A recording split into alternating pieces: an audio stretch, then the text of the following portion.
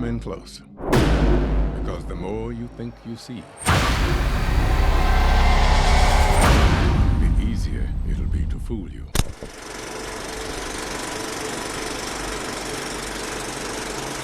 Who do you think is the best magician out of the cast? Oh, without a doubt, Dave Franco. Dave Franco Really? can cut a banana in half with a card. He can I throw it read across. that. No, he seriously can, though. Ask him to do it. It will blow your mind. Cutting a banana in half. All right, if I get this on the first try, I'm gonna be shocked myself. But here we go. Let's see it. This would be amazing if we can get this on camera. Oh, no! One more try. One more Okay, try. one more try. One more try. I'll hold it with my finger. It's okay. No way. No way. I can't hit your finger. Look at this. It's okay. All right. Well, we tried. We tried. Now there's a banana. If anyone's wondering. All right. Let's talk about the actual movie now. Okay. So, how did you learn those card throwing skills? So we had a magic consultant on set named David Kwong, and it's not that difficult. You just got to know exactly how to hold the card and the technique of throwing it. And once you get that, you practice enough. I can't say you'll be able to cut a banana in half, but like, because I literally was a dork and I would go home after filming every single day for hours and just in my apartment and just throwing it over and over. That fight scene was pretty intense, and I'm sure it was really choreographed, Sure. but were you guys actually kind of fighting? A little bit.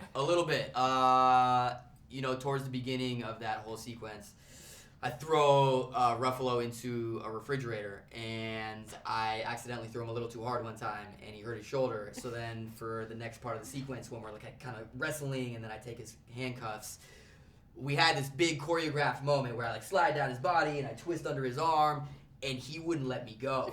It was just like this like animosity coming from like me hurting his shoulder, which I don't blame him. We laughed our asses off doing that day, and they had choreographed it with us, but then they had choreographed it with the stunt men, thinking that the actors, they'll go back to the trailers and rest during this. But he and I really wanted to do it, and we ended up doing the whole thing.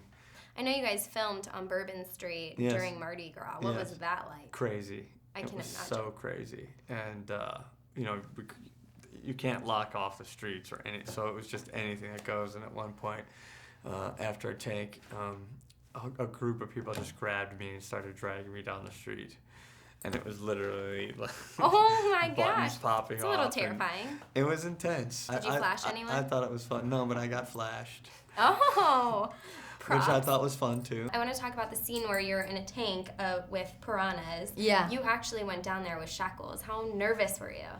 Do you know, I wasn't nervous. I actually thought, because my handcuffs were magnetic, that if anything went wrong, I could just release myself and get to the top. But on the last day of filming, I realized that the chain between my wrists and my ankles was solid. It got stuck underneath one of the slats, and I actually got stuck underwater.